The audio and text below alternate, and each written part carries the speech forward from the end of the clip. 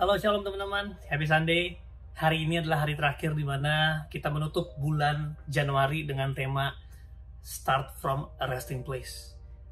Istirahat penting banget teman-teman. Istirahat itu bicara tentang, ya saya suka banget waktu apa yang Bro Haryo jelasin ya, keempat hal itu, relax, sampai yang terakhir itu to God. Karena istirahat itu sejatinya bukan sekedar nggak ngapa-ngapain, atau bahkan kita beristirahat dalam tubuh saja, tapi justru recharging ya. Dan hari ini gue mau share sesuatu yang akan menjadi sebuah tema ya, menghubungkan tema kita di tahun ini, yaitu membangun pemimpin yang sehat, yaitu dengan pengenalan akan Injil yang kuat dan juga jiwa yang sehat. Beristirahat. Beberapa hari lalu, Brother Oyo share tentang Matius 11:28. Coba aku bacain ya. Marilah kepadaku semua yang letih, lesu, dan berbeban berat. Aku akan memberikan kelegaan kepadamu. Pikulah kuk yang kupasang dan belajarlah padaku. Karena aku lemah lembut dan rendah hati, dan jiwamu akan mendapatkan ketenangan. Sebab kuk yang kupasang itu enak dan bebanku pun ringan. Kemarin aku udah share dalam grup muda teman-teman. Saya harapin teman-teman ulang lagi semua yang kita share di video yang Pastor Riko bagikan melalui WhatsApp grup. Renungkan itu setiap hari diulang-ulang karena videonya gak pernah hilang. Ulang terus daily. Day to day, renungkan itu. Nah, kita mengatakan semua yang letih, lesu, dan berbeban berat, aku akan memberikan kelegaan. Terus dia bilang, pikulah kuk yang kupasang. Ya, dan akhir dia bilang, bebanku ringan. Jadi hidup sama Tuhan itu pikul salib. Tapi kita nggak mungkin bisa pikul salib kalau kita belum lepasin kita punya beban itu. Beban yang merintangi kita. Beban yang membuat kita tuh nggak bisa moving on. Nggak bisa walking with Him. Nggak bisa jalan sama Dia. Nggak bisa produktif. Nggak bisa kreatif. Nggak bisa hidup. Nggak bisa alive. Bahkan nggak bisa berdampak. Kayak terpenjara. Muter-muter aja kayak begitu. Tuhan pengen kita lepasin beban. Supaya bebannya Dia bisa dikasih sama kita. Dan itulah tujuan kita dilahirkan. Kita dilahirkan bukan untuk supaya menikmati hidup aja, lalu mati deh. Enggak. Kita hidup untuk bisa menikmati panggilan kita dalam Tuhan. Jadi jangan berpikir kita datang ke Tuhan lepasin beban aja. Tetapi kita datang sama Tuhan justru untuk menerima beban yang sesungguhnya. Dan beban ini akan menjadikan kita, lihat kunci di ayat ke-29. Ya, pikulah kuk yang kupasang. This is the burden. Ya, aku bisa bilang holy burden. Ya. Yang namanya holy discontent. Ketidakpuasan yang kudus. Tuhan nggak puas dengan keadaan di dunia. Dia pengen mengutus kita dengan jalan mengutus anaknya untuk menjadi forerunners. Menjadi pelari duluan dan melepaskan tonggaknya buat kita dan kita melanjutkan. Ya, pikulah kuk yang kupasang dan belajarlah padaku. Kenapa? Dengan kita memikul beban yang Yesus pikul, kita akan belajar dan memiliki keserupaan dengan Yesus. Yang salah satunya adalah yaitu lemah lembut dan rendah hati. Wow. Rendah hati dan lemah lembut. Inilah Filipi 2 ayat 5. Hendaklah kamu dalam hidupmu bersama menaruh pikiran dan perasaan dalam Yesus Kristus. Yang pertama kata meekness. Meekness itu gini, saya punya kuasa, tapi under control. Saya tahu saya luar biasa, tapi under control. Saya tahu saya memiliki sebuah power. Saya memiliki dominasi. Ya kan dia bilang take dominion. Yes, kita memimpin, tapi under control. Sehingga jadinya apa? Kita rendah hati. Melayani. Kalau kita nggak terima beban ini, mustahil kita bisa lemah lembut dan rendah hati. Dan jiwa kita mendapatkan ketenangan. Ini kan yang kita mau. Supaya Raja Damai memerintah. Supaya ketenangan memerintah. The kingdom of God is all about righteousness, peace, and joy. Hidup dalam kebenaran, standing right with God, berdiri dengan posisi yang benar, saya adalah anak Allah, saya dicintai, saya penuh kuasa, saya penuh tujuan. Lalu bicara tentang peace yang ada di dalam. Di dalam ini airnya tenang, sehingga kalaupun ada badai di luar, kita tetap tenang. Takut nggak mungkin nggak ada, tetapi takut ketika masuk ke hati kita akan menerjemahkannya sebagai sebuah God will do something about it. Tuhan akan lakuin sesuatu. Ya. Dan sukacita. Menari di tengah badai. Makanya Yakobus 1 ayat 2, count it all joy. Perhitungkan sebagai sebuah sukacita kalau kamu jatuh dalam berbagai pencobaan. Ini bukan jatuh dalam dosa, bukan. Tapi ketika kita diuji, dicobai, kita bersukacita, teman-teman. Nah, dari mana kita dapetin kelemah lembutan dan rendah hati dan ketenangan jiwa? Dari Yesus ketika kita datang sama Dia, melepaskan beban dan menerima beban. Hari ini aku nggak akan bahas tentang menerima beban. Ya. Intinya teman-teman, kalau kamu melakukan beban yang Tuhan pikul, yaitu kepentingan kerajaan sorga, kepentingan Bapa, kehendak Tuhan, kamu akan hidup dalam ketenangan dan dampak yang luar biasa. Tapi hari ini aku mau bahas tentang berbeban berat. Ya, datang kepadaku yang berbeban berat. Dalam terjemahan lain ya teman-teman, dalam ayat lain, Ibrani 12 ayat 1, karena kita mempunyai banyak saksi bagaikan awan yang mengelilingi kita, marilah kita menanggalkan semua beban. Kata ini, semua beban dan dosa. Dosa udah tahu lah pastilah teman-teman ya. Sesuatu yang gak berkenan di hari Tuhan. Sesuatu yang berlawanan dengan hukum Tuhan. Alkitab menjelaskan bahasa aslinya harmatia. Miss the target. Ya. Tapi ada beban. Beban ini bukan dosa. Ya. Tetapi merintangi kita juga. Salah satunya adalah artinya, Bible Commentary mengatakan ini wounds. Luka-luka. Sakit hati, kepahitan, kekecewaan, misekspektasi. Dan ternyata ini yang membuat kita jadi nggak bisa melakukan kehendak Tuhan. Ya. Kalau kita lanjutkan, dan berlomba dengan tekun dalam perlombaan yang diwajibkan bagi kita. Nah ini kan beban. Jadi teman-teman jangan pikir hidup ini nggak ada beban. Aduh, drama deh. Ya pasti banyak drama, itu beban. Bagaimana kita melayani orang, nggak dihargai, konflik, kita harus merendah. Itu kan drama. Kalau nggak mau drama, jangan hidup di dunia. Kalau kamu hidup buat dirimu sendiri, no drama. Ya, no drama. Tapi kalau mau hidup di dunia, apalagi membawa kerajaan surga, pasti penuh drama. Tapi dalam drama itu, Tuhanlah sebagai pemeran utama. Bahkan dia sebagai director di situ. Ya, beban merintangi. Nah, beban ini adalah sakit hati, luka-luka, kekecewaan. Sangat merintangi kita sehingga kita nggak bisa terima bebannya Tuhan. Kalau kita nggak bisa terima beban Tuhan, balik ke ayat Matius 11. Kita nggak bisa memiliki meekness, strength under control. Ini powerful banget. Saya masih belajar di sini. Yang kedua juga rendah hati, mementingkan kepentingan orang lain. Bahkan seperti Yesus, dia rendah hati sampai mati di kayu salib.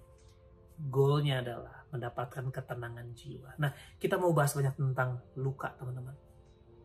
Kita tahu bahwa manusia itu memiliki 5 elemen. Menurut ayat Alkitab ya, ada spiritual, emotional, physical, social, dan intellectual. Kita bisa lihat dari Lukas 10 ayat 27. Jawab orang itu, kasihilah Tuhan Allahmu dengan segenap hatimu, segenap jiwamu, segenap kekuatanmu, segenap akal budimu, dan kasihlah sesamamu manusia seperti dirimu sendiri. Ya, segenap hatimu spiritual, segenap jiwamu emotional, segenap kekuatanmu physical, segenap akal budimu intellectual. Kasihlah sesamamu manusia seperti dirimu sendiri, sosial. Makanya kita jangan menghindari, ini poinnya yang aku mau bahas, emosionalnya. Spiritual bicara tentang your spirit man. Itu hati itu sebenarnya bicara spirit man. Your inward man, di mana roh itu tinggal dalam situ. Tapi emosional ini yang sering banget. Kenapa sih lo olahraga, lu sadar lu gendut, udah berlemak, kolesterol, kan harus dilakukan kan? Nah, tapi emosional juga sama. Emosional lu bermasalah, gue juga bermasalah. Ada hal yang harus kita sadari, kita lakukan. Nah, hari ini kita bahas tentang emosional dulu ya. Bahwa ignoring our emotions, turning back on reality. Kalau kita mengabaikan keadaan emosi, kita akan membelakangi realitas, termasuk realitas Tuhan. Ya, dimulai dari mengabaikan realitas kita. Kalau kita mengabaikan realitas kita nggak akan bertemu dengan realitas Tuhan. Dalam kelemahan, kuasanya sempurna. Itu kenapa kita jangan ignore emosi kita. Karena ignoring our emotion, turning back on reality. But listening to our emotion ushers us into His reality. And reality is where we meet God. Jadi mendengarkan emosi kita, walaupun gak boleh dikendalikan, we need to listen, bukan control. Listening to our emotion ushers us into reality. And reality is where we meet God. Ya, itu kenapa radical change comes from brutal honesty and vulnerability before God and man. Harus punya kerapuhan. Harus punya kejujuran di hadapan Tuhan dan manusia. Ya. Ini Tuhan menegur gereja. Kita buka Yeremia 6 ayat 14. They offer superficial treatments. Mereka menawarkan sebuah perawatan yang superficial ya. Superficial tuh kayak sesuatu yang nggak masuk akal, sesuatu yang kayaknya dilebih-lebihkan, tapi nggak come to the roots, nggak grounded. For my people's mortal wounds. Gak cukup sekedar I love you, wah aku mengasihi kamu luar biasa. Itu bagus, encouraging. Tapi jadinya kayak superficial treatments.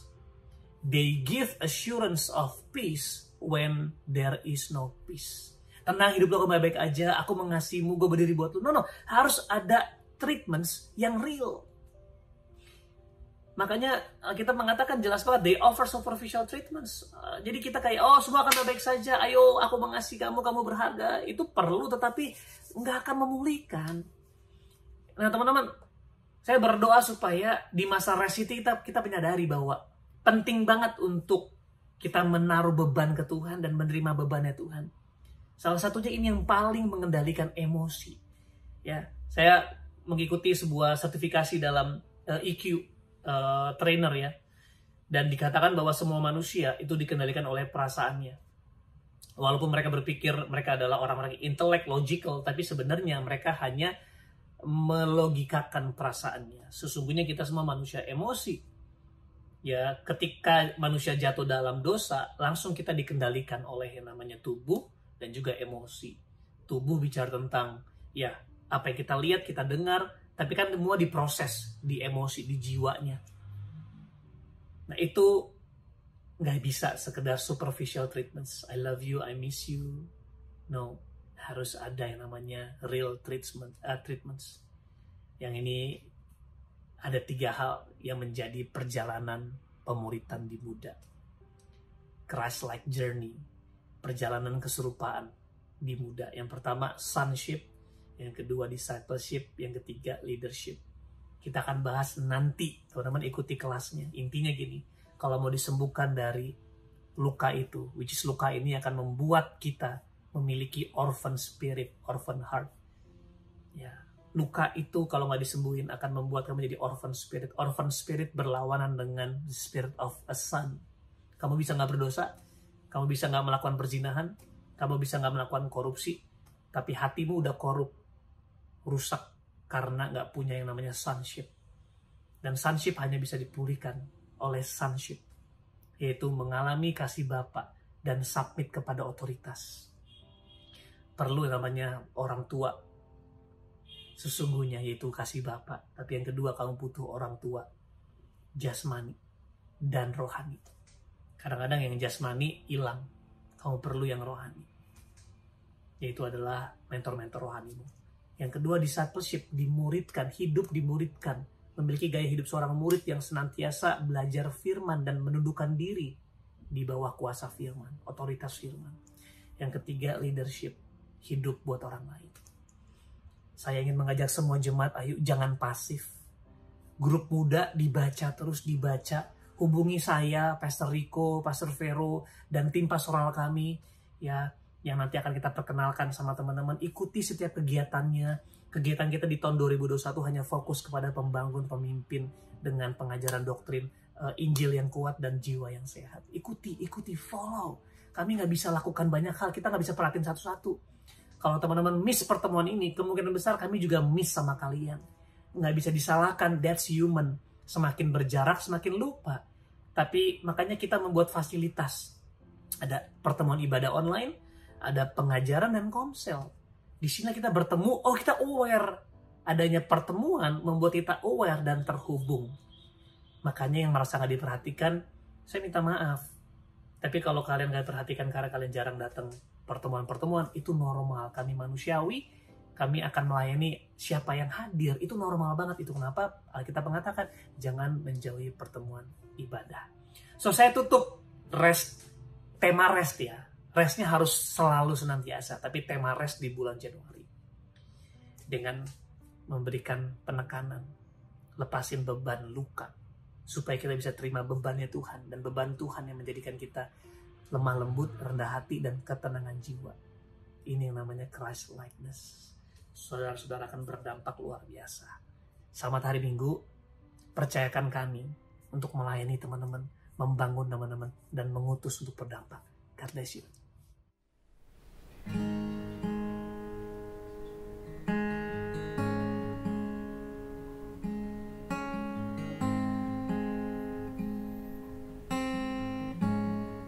Kau satu yang ku rindu,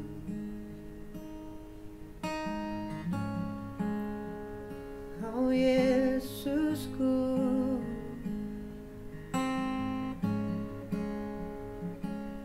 Ku rindukan hadirmu, ku rindukan Kau Tuhan.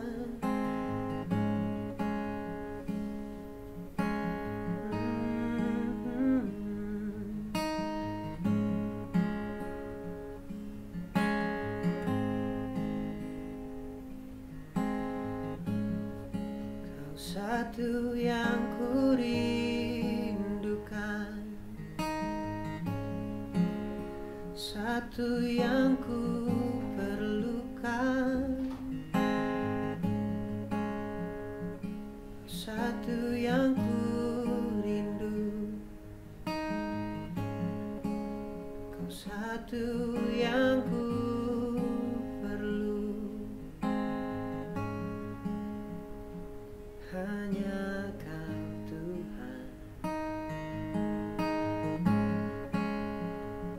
hanya Engkau Tuhan,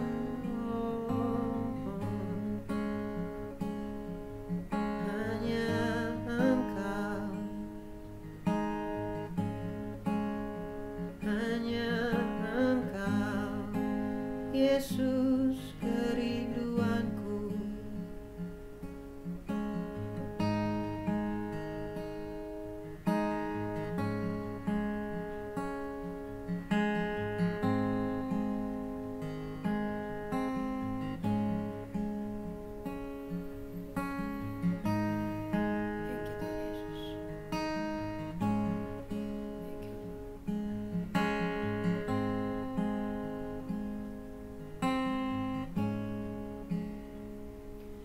Seperti rusa yang haus, rindu aliran sungaimu.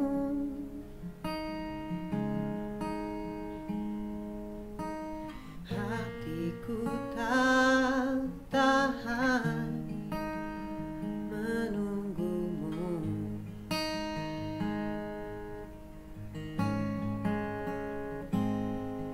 Bagai tanah gersang menanti datangnya hujan,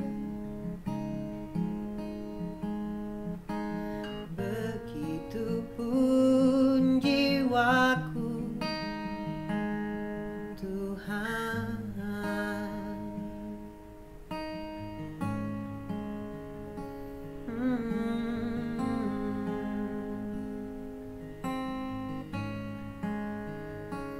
Seperti rusa yang haus, rindu aliran sungaimu.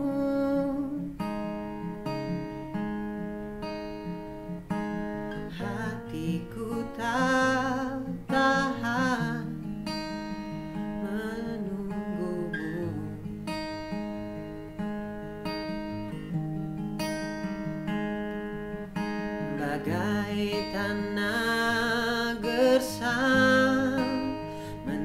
seperti datangnya hujan. Begitupun jiwaku, Tuhan. Hanya Engkau pribadi yang mengenal hatiku. Tiada yang tersembunyi bagimu. Seluruh isi hatiku Kau tahu, dan bawaku untuk lebih dekat lagi padamu, tinggal dalam indahnya dekapan kasih-Mu.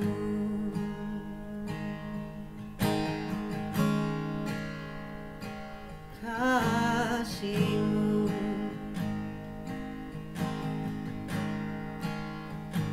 tinggal dalam indahnya kasih-Mu, Tuhan. Oh,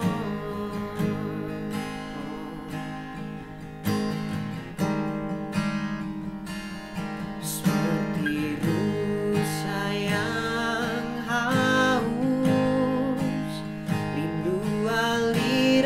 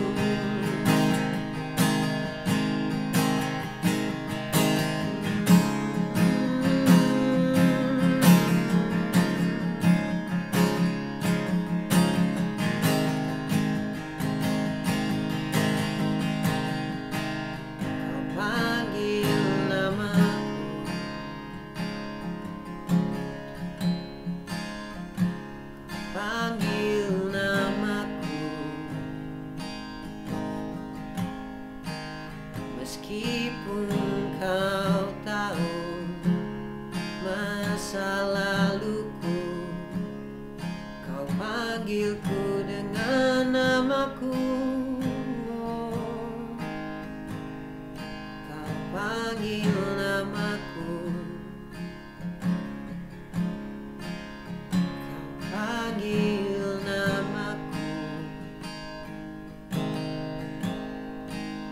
Meskipun Kau tahu masa laluku, Kau panggilku dengan namaku, Tuhan.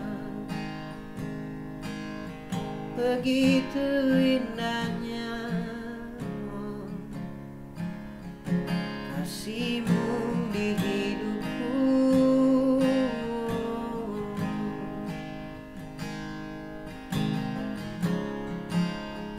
Kau mengenalku, Kau kenal hatiku, Tuhan. Oh yeah.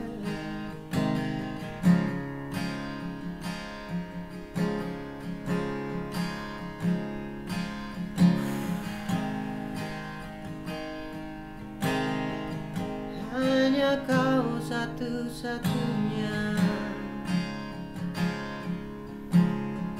yang benar-benar mengenalku, Tuhan.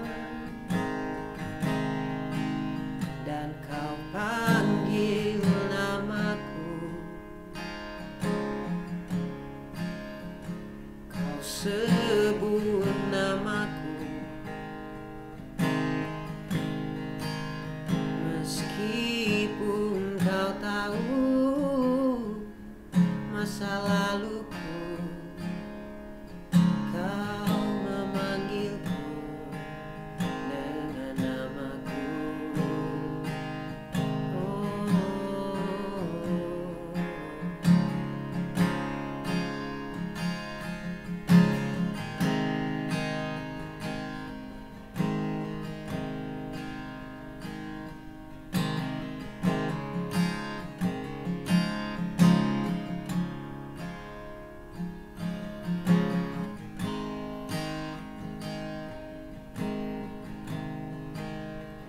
Hanya Engkau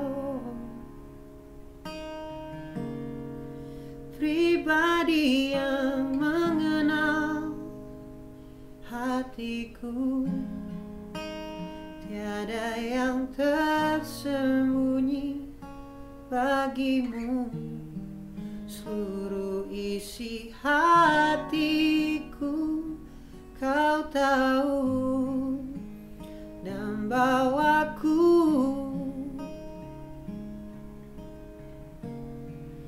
untuk lebih dekat lagi padamu, untuk tinggal dalam indahnya dekapan kasih-Mu.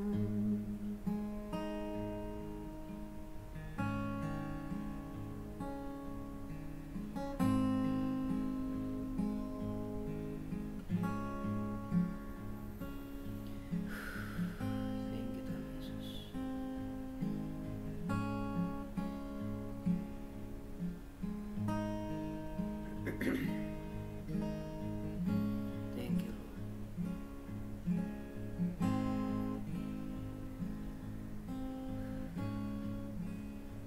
Terima kasih, oh Yesus. Terima kasih buat karya-Mu di hidupku.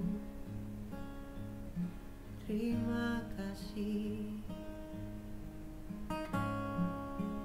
Ku bersyukur.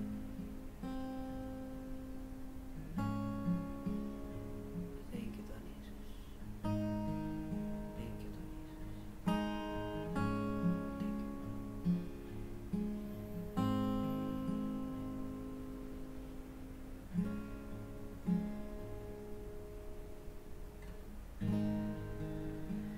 Dekat padamu itu rinduku.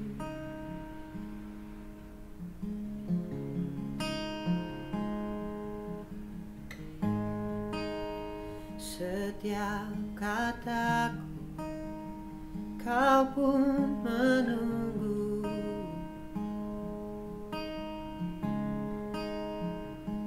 Tak kusangka ku temukan satu kasih yang abadi. Kini ku datang dan ku bawa hidupku.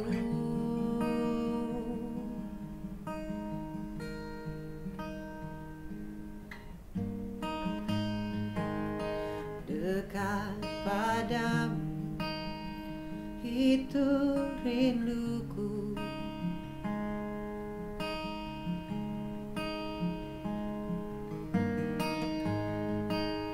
Setiap kataku kau pun menunggu.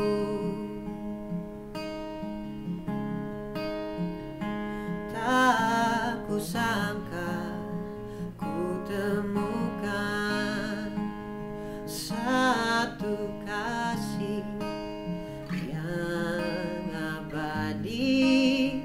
Kini ku datang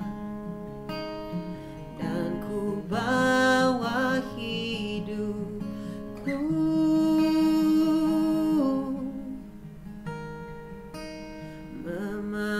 Memandang wajahmu, mengikuti kebaikanmu, mengejar hadirmu di dalam hidupku.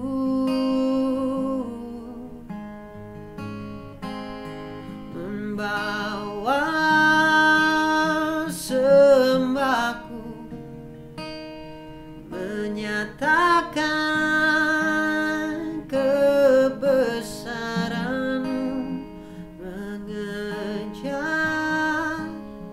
hadirmu di dalam hidupku.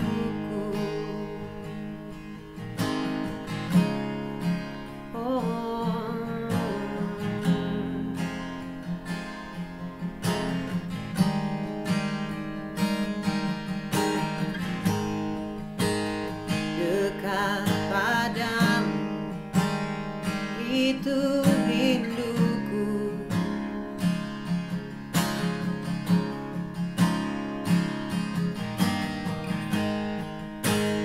Setiap kataku kau pun menunggu.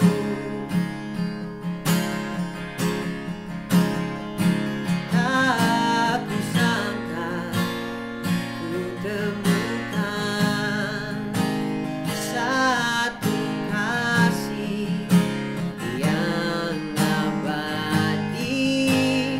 Kini ku datang dan ku bawa hidupku.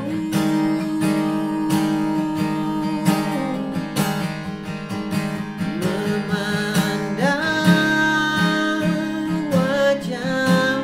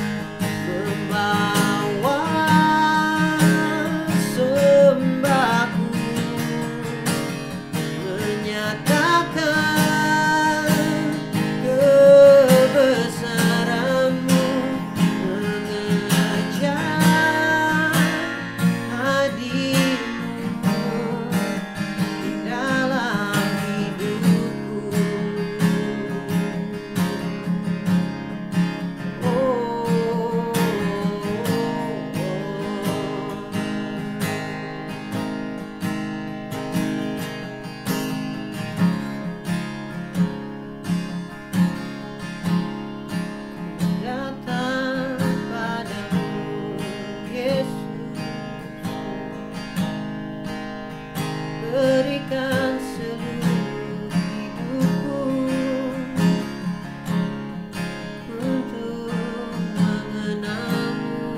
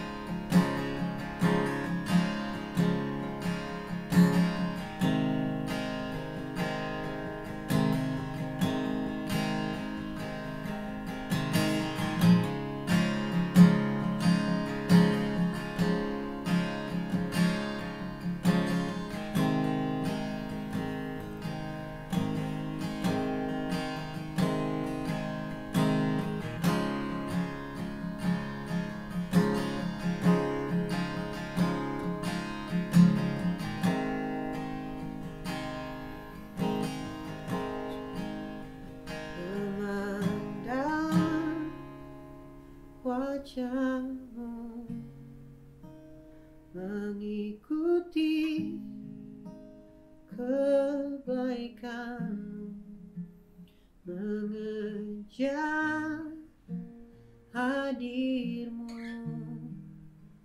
dalam hidupku, membawa sembahku, menyatakan kebesaranmu, mengejar hadirmu dalam hidupku, dalam hidupku. Ku pandang selalu wajahmu, kan ku pandang selalu, oh Yesusku. Jadikan ku sepertimu, seturut rancanganmu.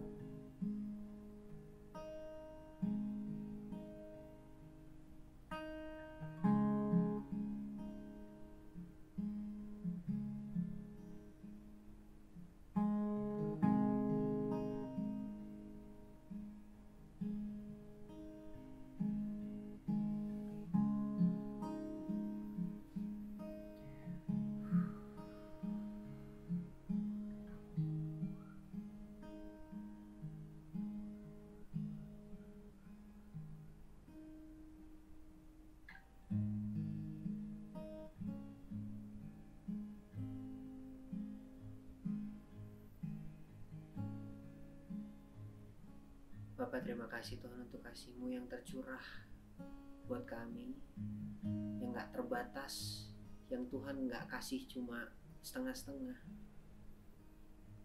Tuhan kasih seluruhnya Tuhan. Segenap kasih-Nya Tuhan curahkan buat kami. Dan setiap hari kami masih boleh terus rasakan Tuhan, kalau kasih Tuhan selalu ada bersama kami Tuhan.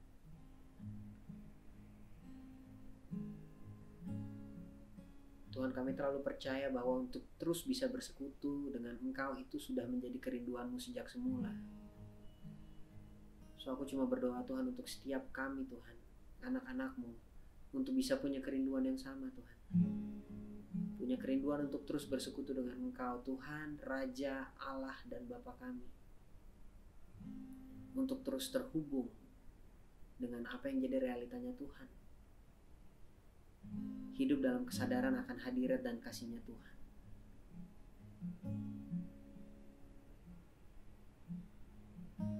Tuhan, sesi hari ini boleh selesai Tuhan, tapi aku percaya Tuhan bahwa pekerjaan tangan Tuhan gak pernah berakhir di hidup kami Tuhan.